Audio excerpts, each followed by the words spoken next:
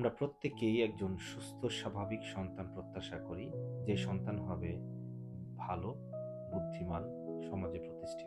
কিন্তু এর জন্যে সন্তান ভূমিষ্ঠ হওয়ার পূর্ব থেকে আমাদের যে প্রস্তুতি প্রয়োজন, পিতামাতাকে যতটুকু ত্যাগ স্বীকার করা প্রয়োজন, পরিবারের সদস্যদের যতটুকু সুন্দর পরিবেশ দেওয়া প্রয়োজন, সেই ক্ষেত্রে আমরা কতটুকু ত্যাগ স্বীকার করতে প্রস্তুত। আসুন আমরা কিভাবে একজন সুস্থ স্বাভাবিক সন্তান পেতে পারি, যে সন্তান সমাজে পরিবারে অবদান রাখতে পারবে, সেই বিষয়ে একটু শুনি। যখন আমরা পরিবার গঠন করি এবং সন্তান নেওয়ার পরিকল্পনা করি, তখন থেকে কিন্তু মা বাবাকে বিশেষভাবে, সাথে পরিবারে যারা বসবাস করে তাদের সবার ভালো একটি প্রস্তুতি প্রয়োজন। ধরেন সন্তান নেওয়ার পরিকল্পনা হলো, কিন্তু মার যে পরিবারে আছেন, যার গর্ভে আমাদের জন্ম হয়, সেই মা যদি সেই পরিবারে যথেষ্ট পরিমাণে বিঘ্ন পায়, যথেষ্ট পরিমাণে দুশ্চিন্তায় থাকে, যথেষ্ট পরিমাণে ভয়ে থাকে, আতঙ্কে থাকে, সেটা হতে পারে তার স্বামীর কারণে, সেটা হতে পারে তার পরিবারের অন্যদের কারণে, সেই প্রত্যেকটি বিষয় গর্ভের সন্তান বুঝতে পারে এবং পেয়ে থাকে। তাহলে সে যখন জন্মগ্রহণ করবে, সে কিন্তু সেই ভয়, ভীতি, আতঙ্ক সবকিছু নিয়েই জন্মগ্রহণ করবে। হ্যাঁ, কেউ কেউ ব্যতিক্রম হতেই পারে, কিন্তু বড় একটি সংখ্যাই দেখা যাবে সেই ভয় ভীতিগুলো নিয়েই জন্মগ্রহণ করছে।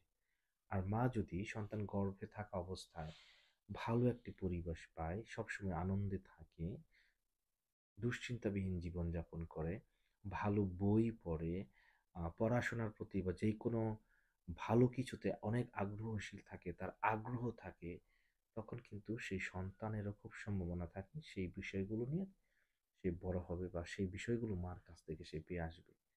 সন্তান ভূমিষ্ঠ হওয়ার পরে পরিবারে মা-বাবারা যেভাবে জীবনযাপন করে, যেভাবে কথা বলে, একে অপরের সাথে ব্যবহার করে এবং অন্যান্য যারা থাকে তাদের যে আচার-ব্যবহার, প্রত্যেকটি বিষয়ই কিন্তু এই সন্তানগণ পেয়ে থাকে।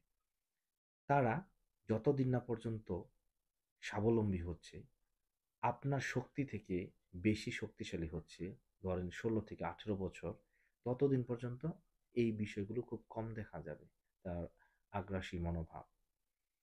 কিন্তু যখনই তার ১৬ থেকে ১৮ এর মধ্যে হয়ে যাবে, তখন দেখা যাবে সে আপনার হাতের নাগালের বাইরে চলে যাচ্ছে। আপনি কিন্তু তাকে আর ধরে রাখতে পারবেন না। সে আপনার সাথে খারাপ ব্যবহার করবে। আপনি তাকে শাসন করলেও সে শুনবে না, বললেও শুনবে না, অনুরোধ করলেও শুনবে না। সেইজন্য রাগ-ঢাক নয়, ভালো ব্যবহারের মধ্য দিয়ে কিন্তু তাদেরকে বুঝিয়ে, বুঝিয়ে সামনের দিকে এগিয়ে নিয়ে যেতে হবে। কারণ এটার জন্য কিন্তু আমরাই দায়ী, বিশেষভাবে পরিবারের মা-বাবা বা অন্যান্য সদস্যগণ। তাই আবারও বলছি, আমরা পরিবারে যেন সুন্দর পরিবেশ তৈরি করতে পারি একজন সন্তান পৃথিবীতে আনার পূর্ব থেকে শুরু করে ভূমিষ্ঠ হওয়া পর্যন্ত এবং এর পরবর্তী সময়টাতে। তাহলেই কিন্তু আমরা একজন ভালো সন্তান পাবো। আমরা অনেক সময় মনে করি যে আমার জীবনযাপনের সাথে সন্তানের কোনো সমস্যা হবে না। আমি যেরকম করে জীবনযাপন করি ওর জন্য তো আমি সবকিছু দিচ্ছি। ওর খরচ, ওর পড়াশোনা, ওর যা প্রয়োজন সবই দিচ্ছি। না, ওটা হচ্ছে আপনার বাহ্যিক বিষয়গুলো। কিন্তু মানসিক যে বিষয়গুলো, সেটার জন্য কিন্তু আপনার সেই সন্তান গর্ভে আসার পূর্ব থেকেই আমাদের সেই পরিবেশ তৈরি করতে হবে। আবারও সবাইকে ধন্যবাদ জানাচ্ছি। বিশ্বাস করি এই ছোট্ট উপস্থাপনাটি আপনাদের অনেকের উপকার